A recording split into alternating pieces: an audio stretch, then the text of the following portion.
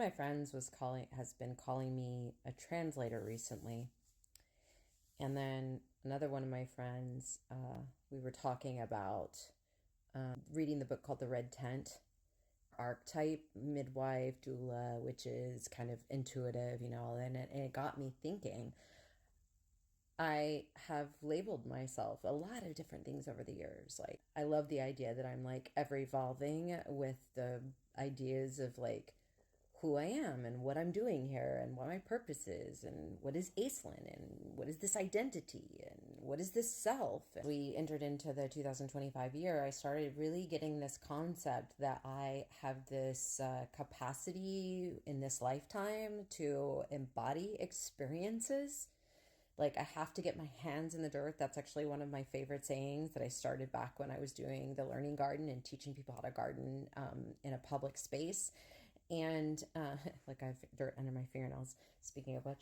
My voices were telling me about this kind of translator. I've called myself a projector. I've like almost like a radio. Like, I tune in and I receive and then I project, and all these different concepts that I've like come up with, and like embodying it, and you have to get your hands in the dirt to learn it. And you know what? Maybe what it is that I'm like a vehicle. Well, I know that our body is a vehicle for the I am, but like maybe that's my purpose, isn't to be each one of those individual things. Like, I'm not a gardener, and I've said that before. Like, that's just my therapy.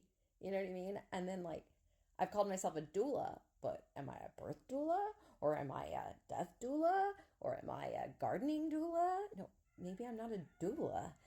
Like, maybe I'm not a clairvoyant. Maybe I'm not like any one specific thing. Like, experience it, go through it, and then communicate about it and what experience I had with it. The accidents I've been in, the travels I get to do, there's something about me that is dig in, have the experience, and then share what you learned. My personal self or my identity, I hold on to the ones that really help me get through each day. And then I move on going through all of these different types of experiences, the pain that I have faced. And then I think to myself, the next thing that my brain started thinking, or that my ego started thinking, was, oh God, please don't make me experience everything. And then I was like, I don't think necessarily my purpose is to experience everything.